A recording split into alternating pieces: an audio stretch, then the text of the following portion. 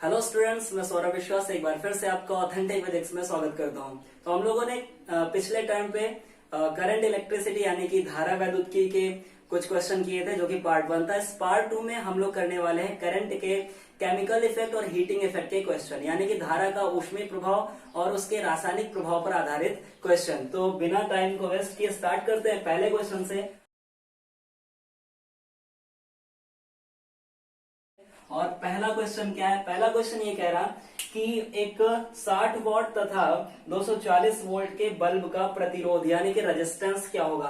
तो बेटा जी, हम लोग जब भी कोई विद्युत उपकरण खरीद के लाते हैं, कोई इलेक्ट्रिकल अप्लायंस खरीद के लाते हैं, तो उसमें दो चीजें लिखी होती हैं। एक तो उसका लिखा होता है वोल्टेज और दूसरा उसका लिखा होता है वोल्टेज। अगर मैं वोल्टेज की बात करूं तो ये बताता है मैक्सिमम कितना पावर वो कंज्यूम कर सकता है। तो वोल्टेज एक तो ये होता है वॉट में, ठीक है ना, और वोल्टेज जो होता है ये किसमें होता है? ये वोल्ट में होता है। ठीक, यानी कि वो उपकरण जो है उसमें हम मैक्सिमम इतना वोल्ट लगा सकते हैं और उस मैक्सिमम वोल्ट लगाकर हम उसमें इतना शक्ति यानी कि पावर कंज्यूम कर सकते हैं। अच्छा, अब इस क्वेश्चन में देख लेते हैं। अगर मैं पावर की बात करूं तो पावर के लिए हमारे पास कुछ फार्मूले हैं जो कि हम यहाँ पर लिख सकते हैं। P is equal to I square R, I आपको पता है, आर भी आपको पता है, is equal to V I is equal to हो जाता है यहाँ पर वी स्क्वायर अपॉन आर। इस फार्मूले का इस चैप्टर में बहुत ज्यादा यूज है। इस बल्ब वाले क्वेश्चन से या जो भी इलेक्ट्रिकल अप्लायंस यानी कि वैद्युत उपकरण हम लोग यहाँ पर यूज करने वाले, उसमें इस फार्मूले का इसको एकदम रट लीजिएगा। इस फार्मूले का बहुत ज्यादा यूज है, अधिकतर क्वेश्चन इसी फार्मूले से सॉल्व हो जाएंगे। अच्छा, P is equal to I square R, यहाँ पर P क्या है? P वोल्टेज यानी कि पावर को बताता है। चलिए देख लेते हैं क्या क्या चीज दिया है। तो यहाँ पर आपको दिया गया है P और P इज इक्वल टू दे रखा है कितना भाई? P इज इक्वल टू दे रखा है 60 वॉट। अच्छा, इसके बाद आपको वोल्टेज दे रखा है कितना? 240 वोल्ट। चलिए हम लोग निकाल लेते हैं। आपको V दे रखा है और P दे रखा है, R निकालना है। तो R इज इक्वल टू क्या आ जाएगा? यहां से आप कर सकते हैं इस वाले फार्मूले से, तो ये आ जाएगा V स्क्वायर अपॉन P। अच्छा, V स्क्वायर V ये दे रखा है 240 इंटू में 240 स्क्वायर है अपॉन में P और P है 60। इसे आप जनरली सॉल्व कर लें, इससे हम काट सकते हैं। यहां से आ जाएगा 4 और 4 का मल्टीप्लाई कर दे तो यहाँ पर कितना आएगा भाई? 960 ओम। तो ये प्रतिरोध पूछ रहा था, आर पूछ रहा था, रेजिस्टेंस पूछ रहा था, तो 960 ओम। मैं ऑप्शन इसलिए नहीं लिख रहा क्योंकि वहां पर आप को 4 ऑप्शन मिलेंगे जिनमें से एक ऑप्शन आपका 960 ओम होगा। कैसे सॉल्व किया गया है ये मेन है, ऑप्शन ज्यादा मैटर नहीं करता। चलिए इसके बाद नेक्स्ट क्वेश्चन देख लेते हैं, दूसरा क्वेश्चन। तो दूसरे क्वेश्चन में क्या, आप अगर आपको ये आप नोट करना है तो आप इसका पॉज कर दीजिएगा वीडियो और फिर उसको नोट कर लीजिएगा। ठीक, चलिए नेक्स्ट क्वेश्चन पर चलते हैं। दूसरा क्वेश्चन, तो दूसरा क्वेश्चन है 50 वॉट के एक विद्युत हीटर को 250 वोल्ट के विद्युत मेंस के साथ जोड़ने पर हीटर से प्रवाहित धारा यानी कि कितनी करंट फ्लो होती है। तो ये है नेक्स्ट क्वेश्चन। तो दूसरे नंबर क्वेश्चन में क्या दे रहा है यहाँ पर? सेकेंड नंबर क्वेश्चन देख लेते हैं। तो एक हीटर है और हीटर का वोल्टेज पावर दे रखी है P इज इक्वल टू कितना भाई? 500 वॉट। इसके बाद हीटर को कितने से मेन से जोड़ा गया? तो 250 वोल्ट। यानी कि जो वोल्टेज सप्लाई हो रही है वो कितनी सप्लाई हो रही है? 250 वोल्ट की सप्लाई हो रही है। तो हम लोग यहाँ पर पढ़ के आए, आई पूछ रहा, अब ये हम लोग पढ़ के आए P is equal to V into I. आप यहाँ से आई निकाल सकते हैं, आई इज इक्वल टू हो जाएगा P अपॉन V और यहाँ पर P दे रखा है कितना? 500 अपॉन में दे रखा है कितना? 250। तो आपका आंसर कितना आएगा? 2 एम्पियर, क्योंकि ये क्या पूछ रहा था? धारा, इसलिए एम्पियर में। तो धारा कितना आ गया भाई? 2 एम्पियर का। सेम उसी फार्मूले का यूज करके ये आसान क्वेश्चन। चले नेक्स्ट क्वेश्चन पे चलते हैं और तीसरा क्वेश्चन है आपका, आप पॉज करके नोट कर लीजिएगा। तीसरा क्वेश्चन चलते हैं और तीसरे क्वेश्चन में क्या दे रखा है? अच्छा, बल्ब है और बल्ब जैसे कि हम लोग खरीदते हैं तो उसमें आपको पता होगा कुछ इस तरीके से रेटेड वैल्यू लिखी होती है। तो रेटेड वैल्यू की मैं बात करूं, रेटेड वैल्यू वो वैल्यू होती है जब भी हम कोई अप्लायंस खरीद के लाते हैं तो उस पर जो लिखा होता है वही 2 पॉइंट, एक वोल्टेज और वोल्टेज। तो इसमें भी एक बल्ब ये है, दूसरी बल्ब ये है। इस बल्ब पर क्या लिखा है भाई? इस बल्ब पर लिखा है 20 वॉट और 220 वोल्ट। इस बल्ब पर क्या लिखा है? इसमें लिखा है 60 वॉट और 220 वोल्ट। अच्छा, इसके बाद इसमें क्या पूछ रहा? प्रतिरोधों का अनुपात यानी रेशियो ऑफ रेजिस्टेंस पूछ रहा। सेम उसी फार्मूले से हम लोग लगा सकते हैं। अगर इसका मैं रेजिस्टेंस निकालना चाहूं तो हमें पता है हम कैसे निकालेंगे? P is equal to V square upon R, यहाँ से आर निकाल सकते हैं। इसके बाद यहाँ से भी P is equal to B square R लगाकर निकाल सकते हैं। लेकिन आप याद रखिए इसमें इसने सप्लाई नहीं कही है, तो हम ये मानेंगे कि दोनों में जो सप्लाई दे रहे हैं वो कितना दे रहे हैं, 220 वोल्ट, यानी कि सेम सप्लाई ही दी जा रही है वोल्टेज की। अच्छा, अगर सेम सप्लाई देंगे तो हम लोग V स्क्वायर को क्या कर सकते हैं, कांस्टेंट कर सकते हैं। इससे यहाँ पर एक रिलेशन निकल के आ सकता है, P inversely proportional to R। ठीक, अब इसका यूज करके हम लोग यहाँ पर निकाल सकते हैं P1 upon P2 is equal to R2 upon R1। अब वहां पर R1 अपॉन R2 पूछ रहा है, तो इसको हम लोग जस्ट उलट लेते हैं। तो यहाँ पर रिवर्स करने पर R1 upon R2 is equal to कितना आ जाएगा, P2 अपॉन P1। अब आसान हो गया, तो आपको ये जनरली कुछ नहीं करना, सीधा सीधा ये लगाना है, P inversely proportional to R, R1 upon R2 is equal to P2 upon P1, और यहाँ पर P2 का मतलब दूसरे वाले का कितना दिया है, ये दिया है 60, और P1 कितना दिया है भाई, P1 दिया है 20, तो अगर 20 आंसर कितना 3:1, तो ये आपका आंसर मिल जाएगा 3:1, 20 वोल्टेज का। चलिए ठीक है, ये आपका हो गया third number question. Fourth number question में चलते हैं। फोर्थ में क्या है कि 200 वॉट व 100 वॉट के बल्बों को समान वोल्टेज में जोड़ा जाता है। समान वोल्टेज यही वाला सेम है। चलिए फोर्थ नंबर भी कर लेते हैं, हो गया भाई, तो 3:1 आ जाएगा। चलिए आइए देख लेते हैं, और ये नेक्स्ट क्वेश्चन कौन सा है, फोर्थ नंबर क्वेश्चन। चलिए जल्दी करें। फोर्थ नंबर क्वेश्चन पे एक 200 वॉट का है और एक 100 वॉट का। हम लोग अभी अभी लगा के आए, समान वोल्टेज से जोड़ा गया। जब भी समान वोल्टेज से जोड़ा जाएगा हम कौन सा फार्मूला लगाएंगे, समान वोल्टेज। जब भी सेम वोल्टेज सप्लाई होगा, सेम वोल्टेज सप्लाई, जब भी समान वोल्ट की सप्लाई की जाएगी, तो हम लोग ये वाला फार्मूला लगा सकते हैं। इस वाले फार्मूले से क्या आ जाएगा भाई, यहां हम लोग लगा सकते हैं कितना, R1 upon R2 is equal to P2 upon P1। अब P2 इसमें कितना दिया है, P2 दूसरा वाला होगा तो ये हो जाएगा 100 वाट का। P1 आपका कितना है, तो P1 हो जाएगा 200 वाट का। और इसको आप सॉल्व कर लीजिए, कितना आ गया भाई, 1:2, ये 2 जाएगा इधर, 2R1 is equal to R2। Option में कुछ इस तरीके से दिया गया था, इसलिए आपका आंसर जो आएगा वो आएगा इस तरीके से, 2R1 is equal to R2। Option और भी थे लेकिन आपका आंसर ये। चलिए इसके बाद आता है फिफ्थ नंबर क्वेश्चन। और फिफ्थ नंबर क्वेश्चन क्या है कि अगर विद्युत बल्ब में यदि धारा 3% बढ़ा दी जाए तो विद्युत शक्ति में कितनी वृद्धि होगी। यानी कि हम एक बल्ब में करंट जो पास हो रहा है उसको 3% बढ़ा दे रहे हैं, तो उसके पावर में कितना इंक्रीजमेंट हो रहा। ये हो गया फिफ्थ नंबर। देख लेते हैं भाई, फिफ्थ नंबर। हो सकता है ऑप्शन ना देने पर आपको थोड़ा सा बुरा लग सकता है, लेकिन ठीक है। देखो न्यूमेरिकल में ऑप्शन से आप तुक्के नहीं लगा सकते हो, न्यूमेरिकल में आपको सॉल्व करना पड़ेगा और देन आप उसका आंसर निकालेंगे। चलिए पांचवे में दे रहा कि अगर आई में, तो आपने पढ़ रखा होगा P इज इक्वल टू, अभी मैं बता के I स्क्वायर R, तो इसमें P और I का रिलेशन दिया हुआ है, तो P proportional to I square.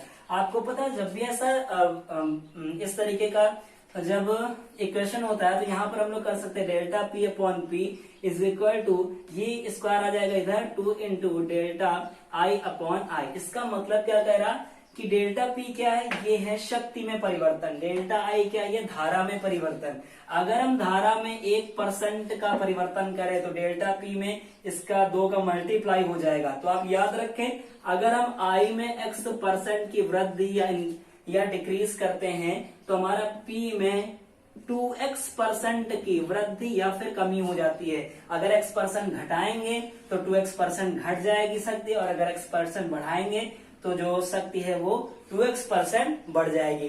तो ये आपको याद रखना है। आपका आंसर आप निकाल सकते हैं कि धारा में 3% बढ़ा दिया गया तो आपको पता शक्ति यानी कि पावर में 3 का डबल यानी कि 6% की वृद्धि हो जाएगी। चलिए 6 नंबर क्वेश्चन देख लेते हैं। 6 नंबर क्वेश्चन क्या है, 2 वैद्युत बल्बों में समान लंबाई का टंगस्टन का तंतु लगा है। बल्ब में आपको पता है टंगस्टन का तंतु यानी कि फिलामेंट लगा ही रहता है। यदि इनमें से एक 60 वाट 220 व दूसरा 100 वाट 220 का है, तब किस बल्ब का तंतु मोटा होगा। ओके, देखो कोई भी तंतु या कोई भी चीज का अगर उसकी थिकनेस पूछ रहा, तो थिकनेस का मतलब उसका सीधा सीधा जो फॉर्मूला है वो आप रेजिस्टेंस शो करेगा। तो जब भी किसी की थिकनेस आपको बतानी हो, रेजिस्टेंस की थिकनेस आपको बतानी है। जब भी किसी चीज की इलेक्ट्रिकल अप्लायंस की थिकनेस, वायर हो गया और यहाँ पर फ्यूज हो गया, जो फिलामेंट है, कोई भी वायर अगर उसकी थिकनेस आपको बतानी हो तो R is equal to rho L upon A, और यहाँ पर rho L upon R square, यानी कि R inversely proportional to R square. ये आर स्क्वायर ही बताएगी, यानी कि आपको क्या निकालना पड़ेगा, आपको निकालना पड़ेगा रेजिस्टेंस। रेजिस्टेंस इसके रेडियस के यानी कि त्रिज्या के व्युत्क्रमानुपाती यानी कि इनवर्सली प्रोपोर्शनल। अगर आपको रेजिस्टेंस पता चल जाए तो आप बता दोगे कि किसकी थिकनेस ज्यादा है और किसकी कम है। चलिए देख लेते हैं, हम लोग को रेजिस्टेंस निकालना है। तो अब आप समझ गए रेजिस्टेंस में क्यों निकालना हो, क्योंकि बिना रेजिस्टेंस को निकाले आप थिकनेस नहीं निकाल सकते।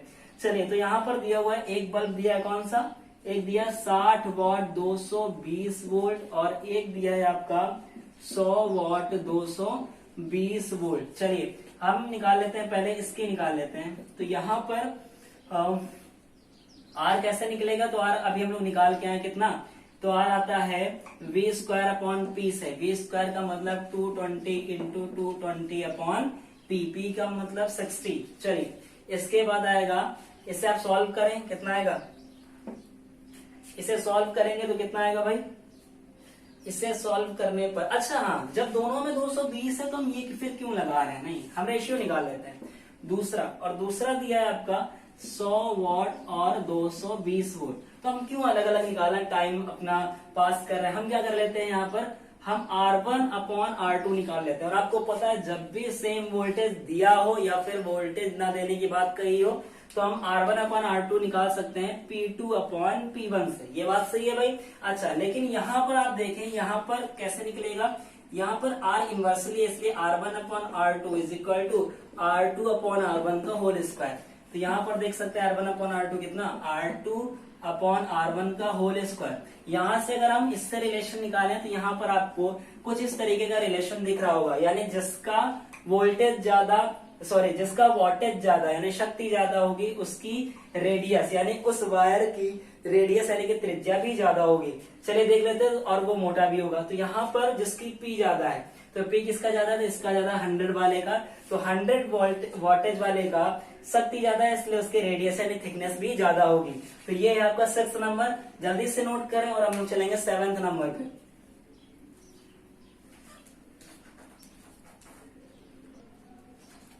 हो गया भाई, चलिए देख लेते 7th नंबर क्वेश्चन। और 7th नंबर क्वेश्चन में क्या बोल रहा, 7th number question important question है, ऐसे क्वेश्चन आने की संभावना ज्यादा रहती है। चलिए देखें, 2 बल्ब्स ऑफ 25 वॉट और 220 वोल्ट, 200 वॉट और 220 volt are connected in series, series में जोड़ दिया गया है। मेंस की सप्लाई है 220 वोल्ट। तो कह रहा है कौन सा बल्ब ज्यादा ग्लो करेगा, किसमें ज्यादा चमक होगी। चलिए बहुत बढ़िया क्वेश्चन, 7th नंबर। और 7th नंबर में मैं एक ट्रिक बता दे रहा। ट्रिक क्या, मतलब आपको ये याद ही रखना है, जब भी आपको कौन ग्लो ज्यादा करेगा यानी कौन चमक ज्यादा उत्पन्न करेगा, इस तरीके के क्वेश्चन हो तो आप याद रखिए, इसमें आपको क्या निकालना पड़ता है, P, इसमें आपको निकालना पड़ता है ग्लो, जिसका R कम, जिसका प्रतिरोध कम है वो ज्यादा चमकेगा।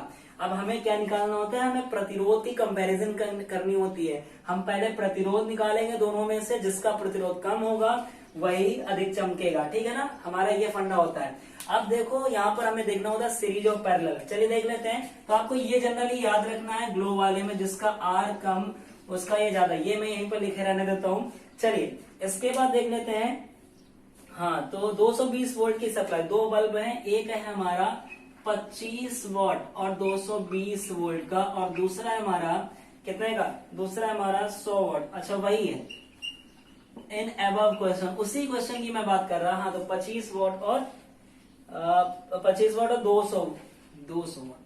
हाँ चलिए, इसमें क्या कह रहा है, 200 वॉट है, हाँ 220 वोल्ट की, तो 220 वोल्ट रेटेड भी था और इतने की सप्लाई हो रही, कोई दिक्कत वाली बात नहीं। तो हम यहाँ पर लगा सकते हैं जब भी वोल्टेज सेम हो दोनों में। अच्छा, सीरीज में जोड़ा गया, तो आप याद रखें, हाँ आप याद रख लें, ये दोनों अलग अलग अब हम लोग नहीं करेंगे, अब लोग सीरीज वाला फॉर्मूला लगा, सीरीज वाला कंडीशन लगाएंगे। तो इन सीरीज यानी कि जब भी श्रेणी क्रम में संयोजन करते हैं तो हमारा क्या चीज सेम रहता है, आई सेम रहता है, हमारी करंट सेम रहती है। जब करंट सेम रहती है तो हम लोग एक फार्मूला लगा सकते हैं, कौन सा, P is equal to I square R. जब भी सीरीज में कनेक्शन करते हैं तो अब हम लोग यहाँ पर P inversely proportional to R नहीं लगा सकते, ठीक है ना। अब हमें लगाना पड़ेगा सीरीज के अनुसार। और सीरीज श्रेणी क्रम में कैसे आप याद रखोगे, आई सेम होती है तो यहाँ पर P बराबर आई स्क्वायर आर, मैं आपको पढ़ा चुका हूँ। अब जब ये होता है तो यहाँ पर आई है सेम, क्योंकि श्रेणी क्रम में आप चाहे जितनी जोड़ दो धारा समान रहती है, और यहां से आ जाएगा P प्रोपोर्शनल टू R। अब यहाँ पर देखिए जिसका P ज्यादा होगा उसका R ज्यादा होगा, वो कम चमकेगा। हमें क्या देखना है, जिसका R कम हो वो ज्यादा ग्लो करेगा। तो यहाँ पर देख लीजिए, यहाँ पर जिसका P कम होगा उसका R भी कम होगा और वो ग्लो ज्यादा करेगा, और वो ग्लो ज्यादा करेगा। तो ये देख लीजिए, ये मैंने बताया था आपको इससे। तो P जिसका कम हो उसका R कम होगा, वही ज्यादा चमकेगा। P जिसका कम हो, P किसका कम है, 25 वॉट वाले का, तो 25 वॉट वाला ही ज्यादा चमकेगा। आंसर आपका कौन सा, 25 वॉट और 220 वोल्ट आंसर। बात समझ में आई क्या। ये जनरल कंडीशन है, ये हर जगह होगा, जिसका R कम वही ग्लो ज्यादा करेगा। लेकिन हमें देखना पड़ेगा सीरीज में है तो हम ये इसके बाद नेक्स्ट क्वेश्चन देख लेते हैं। तो सीरीज में था तो ये P directly proportional to R के हो जाता है, यानी कि जिसका P कम उसका R कम और वही ज्यादा चमकेगा, चलिए वही ज्यादा ग्लो करेगा। ये आपका 7वां क्वेश्चन। 7वें के बाद 8वें क्वेश्चन। 8वां क्वेश्चन क्या कह रहा कि अगर क्वेश्चन नंबर 7 में, यानी इसी क्वेश्चन में अगर दोनों बल्ब को हम लोग 220 वोल्ट के मेन से ही, यानी कि सप्लाई उतनी रखी है, बल्ब को अगर पैरेलल में जोड़ दें, समांतर क्रम में जोड़ दें, तो कौन ज्यादा ग्लो करेगा। तो देखो सब कुछ सेम है, ये हम लोग नहीं लगा सकते हैं, ठीक है ना। अब देखेंगे ये सब कुछ सेम, हमें यही देखना है किसका R कम किसका ग्लो ज्यादा। बस सीरीज की जगह पर क्या हो गया है, सीरीज की जगह पर हो गया है, सीरीज की जगह पर क्या हो गया, सीरीज की जगह पर हो गया पैरेलल। पैरेलल का मतलब क्या होता है, 8वां नंबर क्वेश्चन है पैरेलल। पैरेलल का मतलब समांतर क्रम संयोजन। याद रखिए समांतर क्रम संयोजन में क्या चीज सेम रहती है, विभवांतर सेम रहता है। समांतर क्रम संयोजन, समांतर संयोजन में पैरेलल कॉम्बिनेशन में V सेम रहता है। जब V सेम रहेगा तो हम लोग P लगाएंगे कौन वाला, V स्क्वायर अपॉन R वाला। जो सेम होता है वही वाला फार्मूला लगाते हैं। अच्छा वहां पर करंट सेम थी इसलिए आई स्क्वायर आर, और आई स्क्वायर को गायब कर देते थे। यहाँ पर P is equal to V square upon R। अच्छा यहाँ पर क्या हो जाएगा, तो यहाँ पर हम लोग लगा सकते हैं इससे P कितना आ जाएगा, ये आ जाएगा P inversely proportional to R। इसका मतलब क्या है, जिसका P ज्यादा होगा पैरेलल वाले में उसका R कम होगा और वही ज्यादा चमकेगा, क्योंकि R जिसका कम वही ज्यादा चमकेगा, ज्यादा ग्लो करेगा। तो जिसका P ज्यादा होगा उसका R कम होगा। तो यहाँ पर अब P ज्यादा किस में होगा, तो 8 नंबर क्वेश्चन में P ज्यादा होगा किसका, 200 वॉट का। तो ये वाला आपका आंसर हो जाएगा, ये आपका 8th नंबर क्वेश्चन। तो अब याद रखिएगा 8 नंबर क्वेश्चन सीरीज और पैरेलल में। तो सीरीज में याद रखिए कि जो कम वाला होगा, कम वाट वाला, आप एक लाइन में याद रख सकते हैं कि सीरीज कॉम्बिनेशन में जो कम वाट वाला होगा वो ज्यादा चमकेगा, और पैरेलल वाले में जो ज्यादा वाट का होगा वही ज्यादा चमकेगा। चलिए इसके बाद देख लेते हैं नेक्स्ट क्वेश्चन, और नेक्स्ट आएगा 9th नंबर क्वेश्चन। चलिए जल्दी से आप नोट करें, आप लिख लीजिए, मैं लिख दे रहा।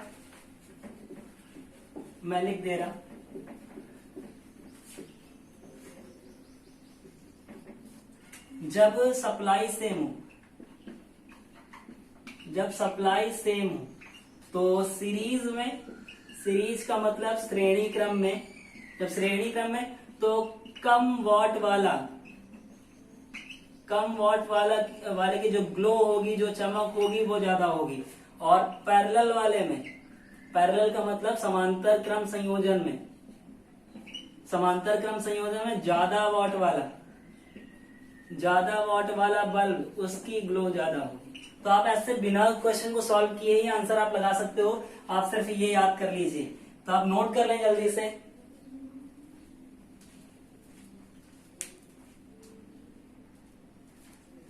चलिए आप नोट करके देख लीजिएगा, आप पॉज करके देख लीजिए। 9th नंबर क्वेश्चन पे चलते हैं, और 9th नंबर क्वेश्चन पे क्या कहा है, 9th नंबर क्वेश्चन पे कहा है कि क्वेश्चन नंबर 7 में ही अगर हम लोग 360 वोल्ट की सप्लाई कर दें तो कौन सा बल्ब फ्यूज होगा। तो फ्यूज होने के चांसेस क्यों हैं, मैं ये आपको बता देता हूं। क्योंकि उन दोनों बल्बों में 220 वोल्ट और 220 वोल्ट लिखा था, तो अब हम उसको 360 वोल्ट से सप्लाई दे रहे हैं, 360 वोल्ट की, तो चांसेस हैं। चलिए देख लेते हैं कौन से चांसेस हैं।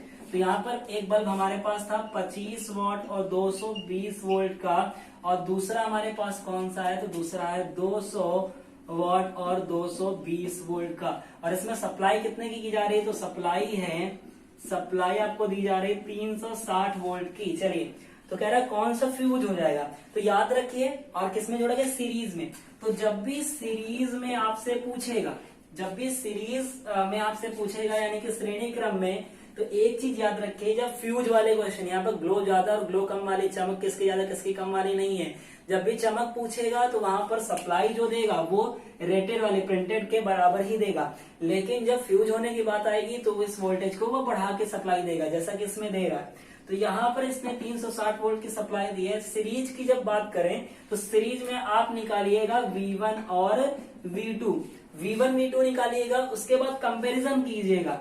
V1 का मतलब आप इसका निकालें, ये तो रेटेड है, रेटेड इसको मिला नहीं है, इसके कारण इसको कितना मिला है वो V1 होगा, और इसको लगाने से इस पर कितना वोल्ट आया है वो V2 होगा, ठीक है ना। तो V1 V2 ये नहीं है, ये रेटेड है कि जब हम 220 वोल्ट मैक्सिमम इसमें लगा सकते हैं। तो ये V1 V2 किसके कारण से आएंगे, ये V1 V2 आएंगे इस सप्लाई के कारण, और इसको लगाने से हम V1 V2 निकालेंगे। अब V1 V2 कैसे निकलेगा, जो भी V1 V2 आएगा फिर कंपैरिजन कर लेंगे। अगर V1 V2 की वैल्यू 220 से ज्यादा आई तो वो वाला फ्यूज हो जाएगा, क्योंकि उसमें कितनी की सप्लाई जा सकती है, 220 वोल्ट की। अगर किसी की वैल्यू 220 से कम आई तो वो फ्यूज नहीं होगा। चलिए, तो बोले सर V1 V2 कैसे कैलकुलेट करेंगे, ये आप याद रखिए। इसमें सीरीज में जब फ्यूज वाले क्वेश्चन उसमें सीरीज में हम लोग V1 V2 ही निकालते हैं। चलिए, आप कैसे निकालेंगे, तो V1 निकालना होता है तो हम लोग निकालते हैं P2 upon P1 plus P1 P2 into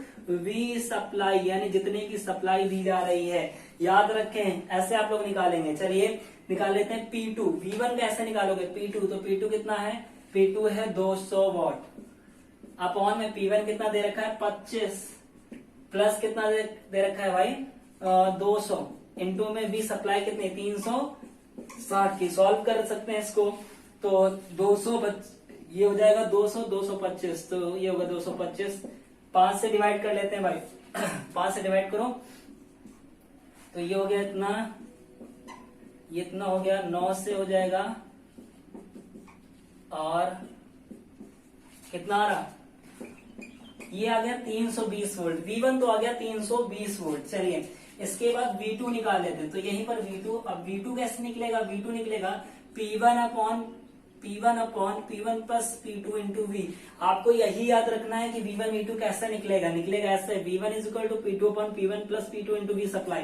यहाँ पर V2 का निकालना है तो P1 upon P1 plus P2 into V supply. देखते रहें, यहाँ पर P1 कितना आएगा, तो P1 आएगा 25, ये आपका फर्स्ट था और ये सेकंड था, तो V1 आपका आएगा 25 अपॉन में 25 प्लस 200 इंटू में कितना V सप्लाई हम लोग दे रहे हैं 360 की। चलिए, 360 की दे रहे हैं, तो ये फिर से हो गया 25 अपॉन में कितना हो गया 225 इंटू में 360। फिर से 5 से डिवाइड कर लेते हैं, तो और 9 से फिर से, तो कितना है 5 से 5, ये आया 40 वोल्ट। अब याद रखिए 360 वोल्ट सप्लाई करने से इस पहले वाले पे 40 वोल्ट का विभवांतर आया है भाई। तो ये कितना मैक्सिमम इस पे लगा सकते हैं 220। तो क्या ये फ्यूज होगा, ये फ्यूज नहीं होगा, क्योंकि इस पर 40 वोल्ट सप्लाई अप्लाई हो रहा है इसके कारण।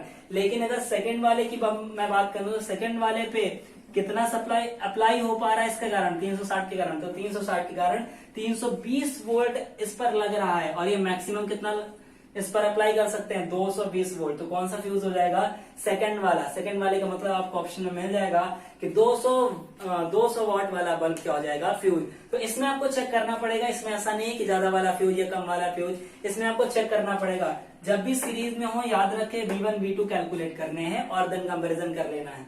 चलिए, इसके बाद चलते हैं, चलो जिनको नोट करना है नोट करें जल्दी से।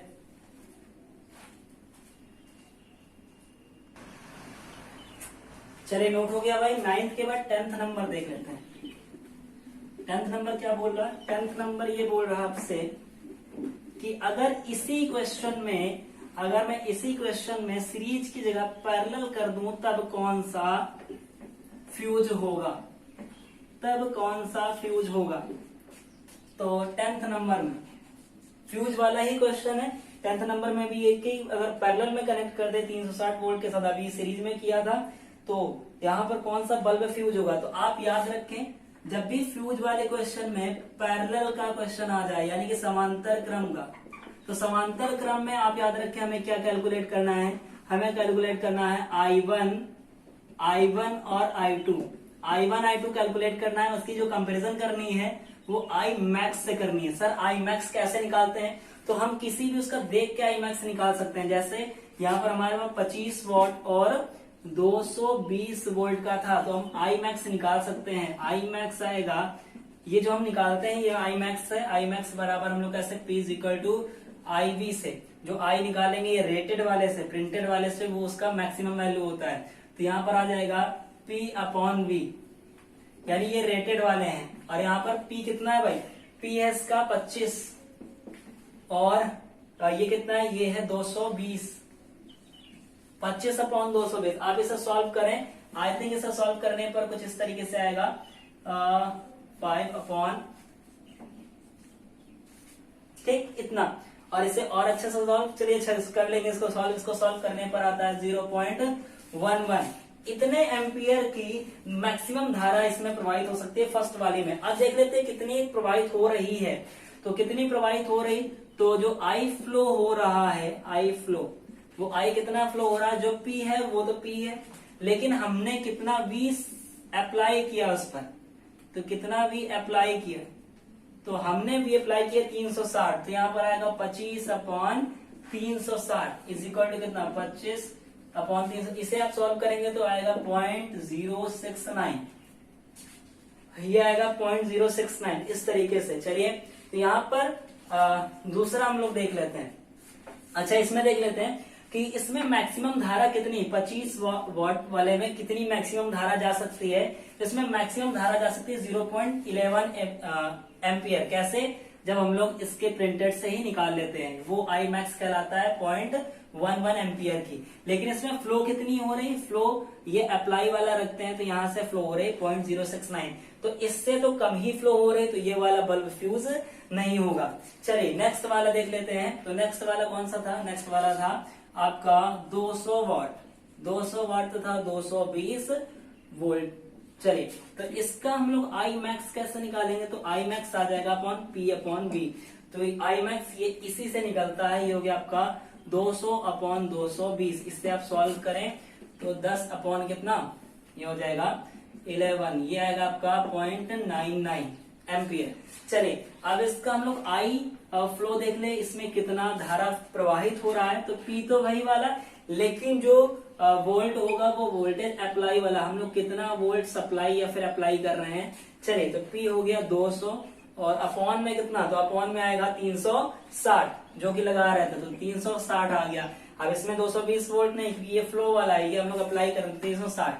यहां से हम लोग निकाल लेते हैं, ये आपका आया 4 से कर सकते हैं 5 9, इसे आप सॉल्व करें तो कितना आएगा 0.55 इस तरीके से आएगा। तो यहां पर आप लोग देख सकते हैं कि इसमें मैक्सिमम करंट कितने एम्पियर की जा सकती है। तो मैक्सिमम करंट इस दूसरे वाले में फ्लो कर सकती है 0.99, लेकिन इसमें कितनी फ्लो हो रही है 0.55 ही फ्लो हो रही है, यानी इससे भी कम। तो आपके ऑप्शन में 4 ऑप्शन कुछ इस तरीके से थे।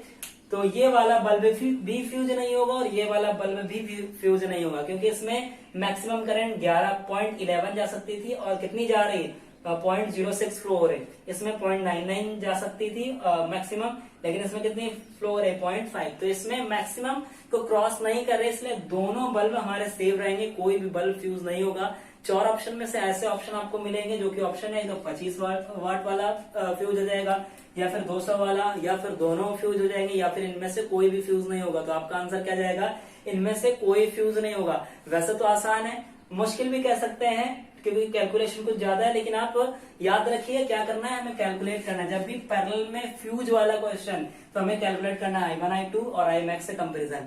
और जब भी हमारा सीरीज में यानी श्रेणी क्रम में फ्यूज वाला क्वेश्चन, तो हमें V1 V2 कैलकुलेट करना है और फिर उसकी कंपेरिजन किससे करनी है, जो सप्लाई हो रही है उस वोल्टेज से। चलिए इसको आप जल्दी से नोट करिए। 10th क्वेश्चन, ये आपको हो गया 10th क्वेश्चन।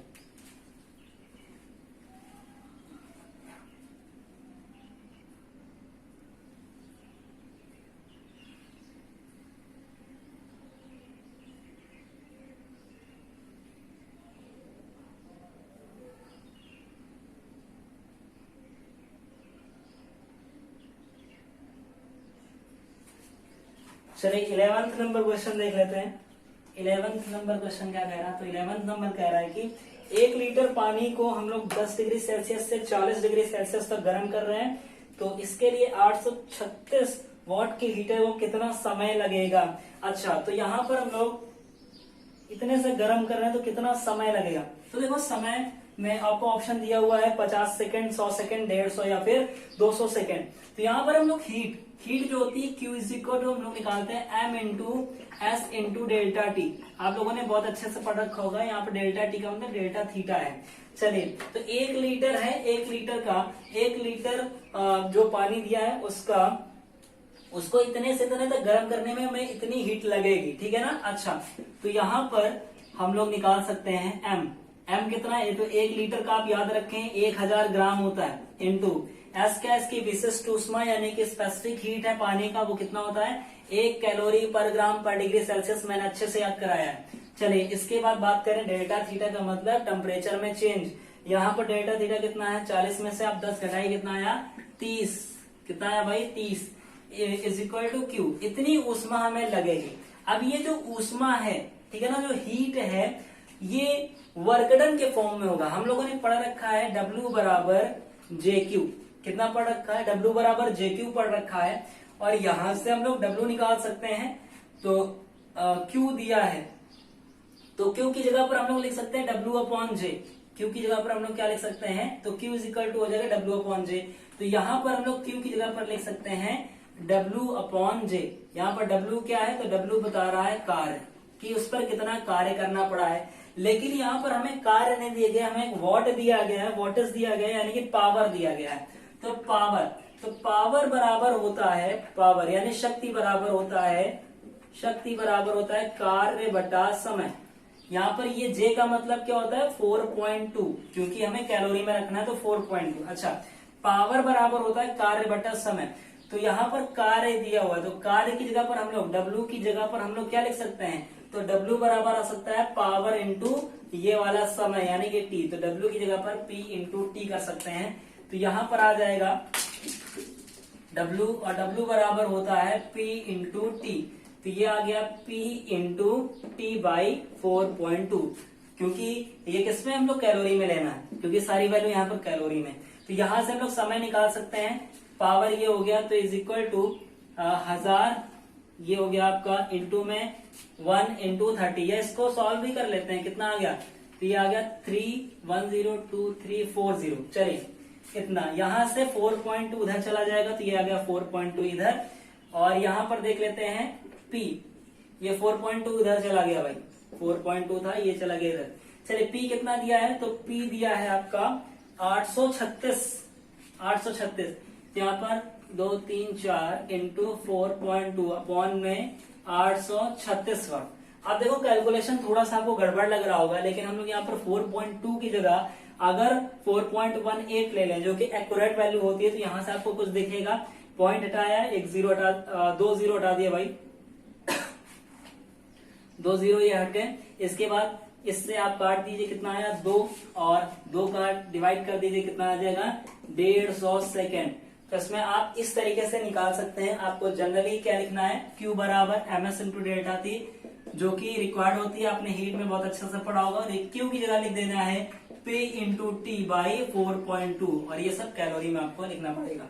चलिए, इस तरीके से यूज करके आपका 150 सेकेंड आंसर आ गया। 11th के बाद आएगा 12th नंबर क्वेश्चन, और 12th नंबर क्वेश्चन आसान सा क्वेश्चन, आप लोग बहुत अच्छे से लगा सकते हैं। तो 12th नंबर क्वेश्चन का आप लोग आंसर भी बता सकते हैं। 100 वॉट का एक बल्ब 10 घंटे प्रतिदिन जलता है, 30 दिन के एक मंथ में कितने यूनिट खर्च होगी। चलिए, तो कितने यूनिट ऊर्जा खर्च होगी, तो कितने यूनिट ऊर्जा खर्च होगी हम लोग देख लेते हैं। तो 12th नंबर क्वेश्चन है कितने यूनिट। चलिए, तो यूनिट बराबर क्या होता है, आपको पता होगा, यूनिट बराबर होता है किलो में आपको बता देता हूं, आपको फार्मूला नहीं याद करना पड़ेगा, वॉट आवर, ठीक है ना।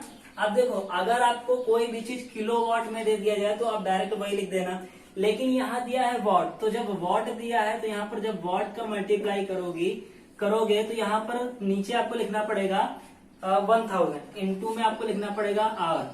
अच्छा, चलिए देख लेते हैं कितने वॉट के हैं, तो 100 वॉट का। अच्छा बोले कितने बल्ब है, तो एक बल्ब है तो 100 वॉट ही सिर्फ लिखेंगे, इनटू कितने घंटे जलते हैं भाई, 10 घंटे जलते हैं। हमें कितने दिन का बताना है, तो 30 दिन का बताना है। अपॉन में कितना, 1000। क्यों, क्योंकि ये दिया था वॉट में, अगर किलो वॉट में देता तो हम 1000 से डिवाइड नहीं करते, याद रखिएगा। चलिए इसके बाद सॉल्व कर लेते हैं। 1 2 3 1 2 3 कितना आया भाई, 30 यूनिट। कितना आया, 30 यूनिट, यानी कि आप बोल सकते हैं 30 यूनिट या फिर 30 किलोवाट आवर। सही है कि नहीं। चलिए इसके बाद 13 नंबर क्वेश्चन। 13 नंबर कह रहा है कि 4 एम्पियर का फ्यूज वाले एक 240 वोल्ट सप्लाई में, प्रदाय का मतलब सप्लाई होता है, 240 वोल्ट की सप्लाई की जा रही है। 60 वॉट के कितने बल्ब सुरक्षित रूप से लगाए जा सकते हैं। तो देखो हमें बल्ब लगाने हैं, तो बल्ब आपको लगाने पड़ेगा समांतर क्रम में। किसमें, समांतर क्रम में। इसको मैं मिटा दे रहा, बल्ब आपको समांतर क्रम में लगाने पड़ेंगे। तो यहां पर आपका ये क्वेश्चन नंबर है 13। 4 एम्पियर वाले फ्यूज वाले में 240, तो बल्ब आपको लगाने पड़ेंगे समांतर में। तो आपको आई मैक्स निकालना पड़ेगा कि उस जो भी है आपका, ये होगा पी टोटल अपॉन में यहाँ पर वी सप्लाई। चलिए तो यहाँ पर आपको जो करंट दी जा रही है वो 4 एम्पियर की है, और यहाँ पर जो उसका जो भी सीरीज में या पैरेलल, आपको पैरेलल में लगाना पड़ेगा, समांतर क्रम में जोड़ना पड़ेगा।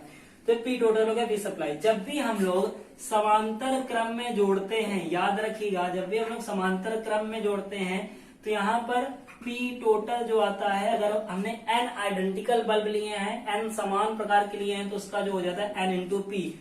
तो वो एन क्या है, नंबर ऑफ बल्ब, और पी क्या है, उसकी शक्ति। चलिए तो यहाँ पर देख लेते हैं, आई इसने दे रखा है 4 एम्पियर की, 4 एम्पियर, और पी टोटल कितना, एन इंटू पी। एन क्या है, बल्बों की संख्या, पी क्या है, एक बल्ब का, एक बल्ब की शक्ति दे रखी है इसमें, कितनी दे रखी है, 60 वॉट। पी हो गया 60, अपॉन में कितना, अपॉन में आएगा ये वी सप्लाई, कितने की सप्लाई दे रखी है, 240 की। आप सॉल्व कर लें तो यहां से इसको डिवाइड कर दें 4 में, और 4 का इसमें मल्टीप्लाई, तो एन बराबर कितना, 16 बल्ब। यानी हमें 16 बल्ब जब लगाएंगे समांतर क्रम में, तब ये अच्छे से वर्क करेगा। ऑप्शन आपके पास 2 4 8 16 था, तो यहाँ पर 16 आपका आंसर हो जाएगा। चलिए तो 16 बल्ब लगाएंगे तब सुरक्षित रूप से हो पाएगा। देख लीजिए इसका 14th नंबर क्वेश्चन। तो ये आपके जितने भी क्वेश्चन थे ये सारे के सारे बल्ब वाले क्वेश्चन हो गए। बल्ब में वो कौन ग्लो करेगा, कौन ग्लो नहीं करेगा, ये बहुत इंपॉर्टेंट क्वेश्चन है, ठीक है ना। चलिए, और कौन फ्यूज होगा, कौन फ्यूज नहीं होगा, ये आप याद रखिएगा। इसके बाद आप देख लेते हैं, थोड़ा सा केमिकल में चलते हैं, यानी कि केमिकल इफेक्ट में। और 14th नंबर क्वेश्चन आपकी स्क्रीन पर, एक सेल का विद्युत वाहक बल ई वोल्ट तथा आंतरिक प्रतिरोध R ओम है। अगर इसे R ओम के बाह्य प्रतिरोध यानी एक्सटर्नल रेजिस्टेंस R से भी जोड़ दिया जाए तो सेल के दोनों टर्मिनल के बीच में पोटेंशियल डिफरेंस यानी विभवांतर क्या होगा। तो इसमें कोई दिक्कत वाली बात नहीं है। एक सेल है और विद्युत वाहक बल जैसी कोई चीज दी हुई है तो आपको डायरेक्ट, अच्छा मैं ऑप्शन आपको दे देता हूं। एक तो है जो इसके टर्मिनल के बीच में पोटेंशियल डिफरेंस कितना होगा, तो E होगा या फिर 2E होगा या फिर E/2 होगा या E/3 होगा। चलिए तो यहाँ पर हम लोगों ने पढ़ रखा है I = E/R+R। सेल से जो धारा प्रवाहित होती है आप लोगों ने बहुत अच्छे से पढ़ रखा होगा ये, ठीक। अच्छा यहाँ पर दे रखा है उसने कि ये R क्या होता है, ये होता है इंटरनल यानी कि आंतरिक, और ये क्या होता है, ये होता है बाह्य। उसने इसको भी R ओम दे रखा है और बाह्य को भी R ओम ही दे रखा है। तो यहाँ पर हम सॉल्व कर लेंगे E/R+R कितना आ जाएगा, E/2R। ये हमारा क्या है, करंट आया। करंट नहीं पूछ रहा, वो क्या पूछ रहा, विभवांतर क्या होगा, तो V बराबर होता है I × R। तो यहाँ पर R चूंकि दोनों वैसे तो एक्सटर्नल होता है, लेकिन यहाँ पर इंटरनल भी एक्सटर्नल के बराबर है, इसलिए स्मॉल r। तो I कितना है, I है E/2R और इंटू R कितना आ जाएगा, E/2। तो आपका आंसर आएगा E/2। इस तरीके से याद रखेगा E/2। ये हम लोग वोल्टेज निकाल सकते हैं। चलिए नेक्स्ट क्वेश्चन 15 नंबर। चलिए जल्दी से नोट करें।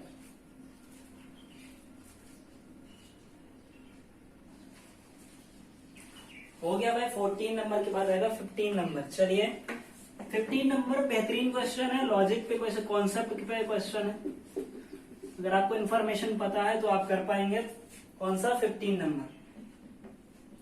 15 नंबर बोला द स्टोरेज बैटरी, एक बैटरी है जो कि कार की है, हैज एन ईएमएफ ऑफ, यानी कि विद्युत वाहक बल 12 वोल्ट है, ईएमएफ दे रखा है कितने 12 वोल्ट का। अच्छा, if the internal resistance of the battery, internal यानी कि आंतरिक प्रतिरोध दे रखा है 0.4 ओम, इसका what is the maximum current that can be drawn from the battery, यानी कि बैटरी से कितनी अधिकतम धारा ली जा सकती है।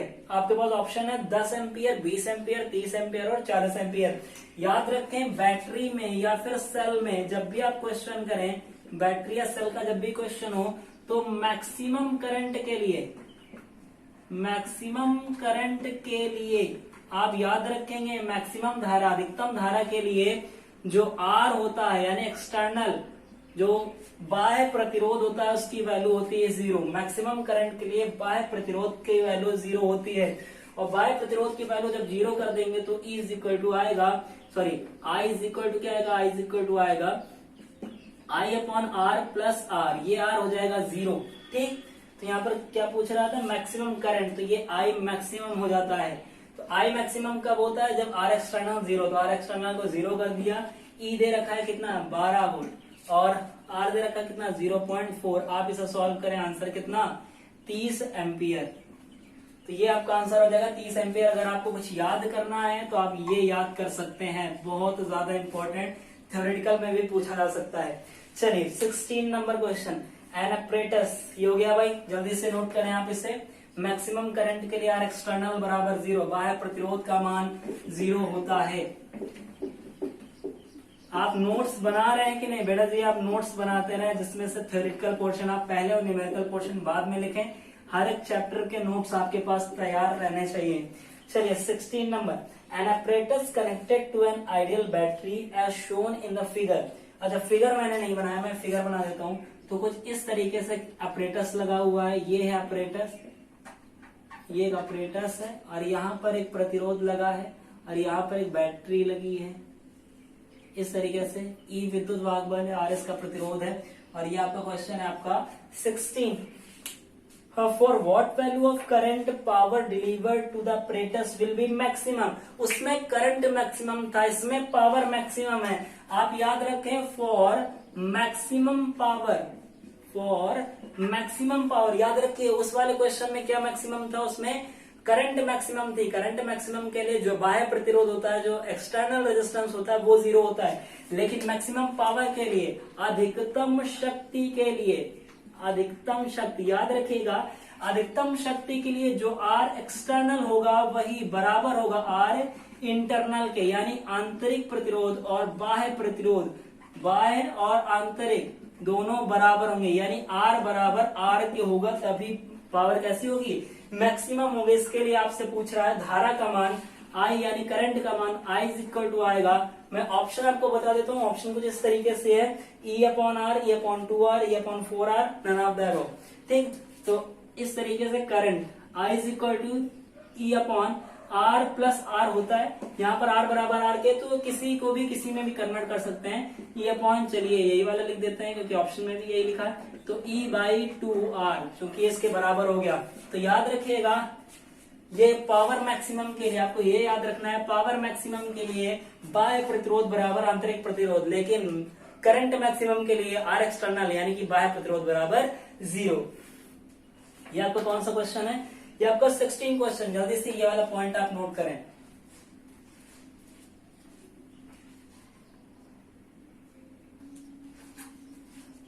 हो गया 16 नंबर, आपने नोट कर लिया होगा। 16 के बाद आएगा 17 नंबर क्वेश्चन, और 17 क्वेश्चन देख लेते हैं कौन सा है। तो 17 नंबर क्वेश्चन आपके बोर्ड पर देखें, एक सेल का विद्युत वाहक बल ईएमएफ ई वोल्ट है, capital E volt, short circuit कर देने पर इसके टर्मिनल का वोल्टेज, याद रखिएगा शॉर्ट सर्किट यानी कि हिंदी में हम लोग बोलते हैं लघु पतन, यानी कि शॉर्ट सर्किट, शॉर्ट सर्किट यानी कि लघु पतन। याद रखिएगा शॉर्ट सर्किट में सिर्फ 2 पॉइंट, ये आपसे थ्योरेटिकल क्वेश्चन के लिए भी बहुत ज्यादा इंपॉर्टेंट है। लघु पतन शॉर्ट सर्किट, शॉर्ट सर्किट में टर्मिनल के बीच का विभवांतर यानी कि पोटेंशियल यानी कि वोल्टेज 0 हो जाता है, और इसके बाद उस वायर की जो एक्सटर्नल रेजिस्टेंस है वो क्या हो जाती है 0। कोई भी अप्लायंस लगा होगा वो नहीं चलेगा, वो शॉर्ट सर्किट वाले उसी से जाएगा। तो R इज इक्वल टू 0 और V इज इक्वल टू 0। चलिए इसमें देख लेते हैं क्या पूछ रहा था। शॉर्ट सर्किट कर देने पर टर्मिनल के बीच का वोल्टेज कितना हो जाएगा, V बराबर 0। ऑप्शन में आपका E था, E/2 था, E/4 था और 0। आपको ऑप्शन कौन सा जाएगा, टर्मिनल के वोल्टेज का विभवांतर V बराबर 0। चलिए 18th नंबर क्वेश्चन कर लेते हैं। 18th नंबर क्वेश्चन कह रहा, एक प्राथमिक सेल का विद्युत वाहक बल यानी कि EMF 1.5 वोल्ट है, E इज इक्वल टू दिया है 1.5 वोल्ट। यदि इसका शॉर्ट सर्किट कर दें तो यह 3 एम्पियर की धारा देता है। शॉर्ट सर्किट कर दिया, शॉर्ट सर्किट का मतलब R बराबर 0, V बराबर 0 आपके सामने लिखा भी है। तो पूछ रहा I बराबर कितना होगा, सॉरी I दे रखा है, I कितना दे रखा है 3 एम्पियर।